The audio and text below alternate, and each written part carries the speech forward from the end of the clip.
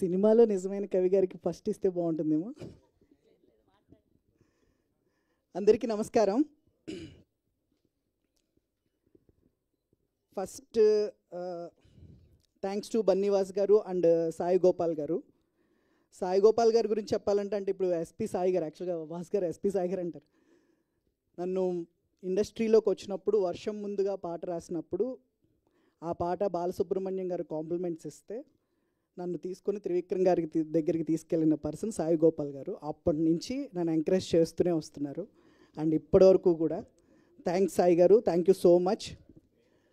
ఇంకా నెక్స్ట్ విషయం, నేను సాధారణంగా చాలా తక్కువ డబ్బింగ్ ప్రాజెక్ట్స్ చేస్తుంటాను. అంటే వస్తుంటాయి కానీ చాలా చాలా చాలా తక్కువగా డబ్బింగ్ ప్రాజెక్ట్స్ తెలుగులోకి చేస్తుంటాను. చావా గురించి చెప్పినప్పుడు ఐ వాజ్ సర్ప్రైజ్డ్.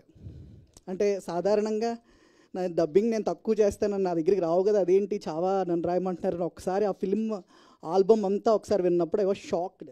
ఎందుకంటే రెహమాన్ గారికి రాయాలనేది నా ఏ రైటర్కైనా కళ, స్టిల్ మై డ్రీమ్, ఇంకా నా డ్రీమ్.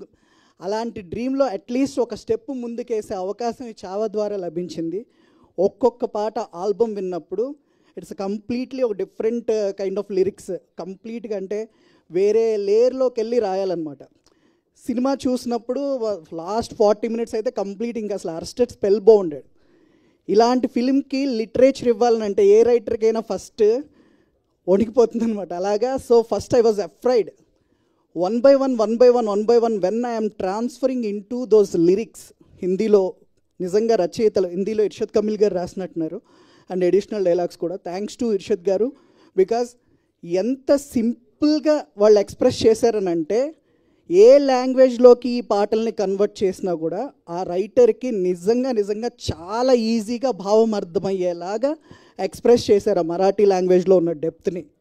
సో డెఫినెట్లీ నా heartful thanks to Irshad Kamil గారు and all the singers who expressed their expressions, especially Zinda Rahe and Narasinge Hindi version. And తెలుగులో మేము కొన్ని మార్పులు చేర్పులు చేసి జై శంభు అని పెట్టాము. సో ప్రతి పాట, ప్రతి లైన్ కథలో నుంచి వచ్చింది, కథలో ఉన్న ఆర్ద్రతలో నుంచి వచ్చింది.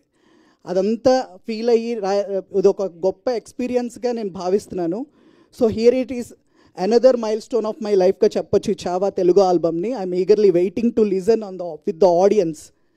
ఇంత మంచి సాహిత్యం ఉన్న సినిమాకి పాటలు రాసే అవకాశం ఇచ్చిన బన్నీవాస్ గారికి అండ్ సాయి గోపాల్ గారికి thanks so much sir for trusting me.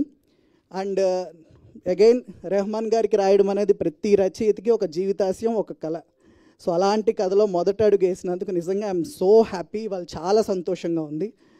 And thanks to everyone and thanks to the team, especially Samrat గారు. నాకు ఏదైనా లిరిక్ అర్థం కాకపోయినా, ఒకవేళ అక్కడ సన్నివేశంలో ఏదైనా చిన్న కాంప్లికేషన్స్ ఉన్నా కూడా ఎక్స్ప్లెయిన్ చేసి every moment every minute day and night ఆయన డబ్బింగ్ చేస్తూ, నేను ఫోన్ చేస్తే ఇమ్మీడియట్గా తీసి నాకు చెప్తూ, అలాగే సంజయ్ గారిని నాకు అసోసియేట్గా పంపించి మొత్తం లిరిక్స్ అన్నిటి మీద కూర్చోబెట్టిన సామ్రాట్ గారికి అండ్ సంజయ్ గారికి my special thanks and all the best to the entire team.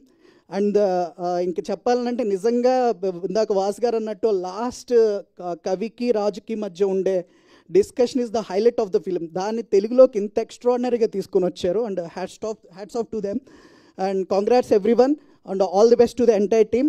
మీరందరూ సినిమాని తెలుగులో చూసి చావాని నిజంగా మరాఠీ సంస్కృతి అనే కాదు కానీ ఇది మనందరి సంస్కృతి, మనందరి సినిమా, ఇది మన అందరూ ఖచ్చితంగా థియేటర్కి వెళ్ళి చూడాల్సిన సినిమా, అంత ఫీల్ క్రియేట్ చేసింది.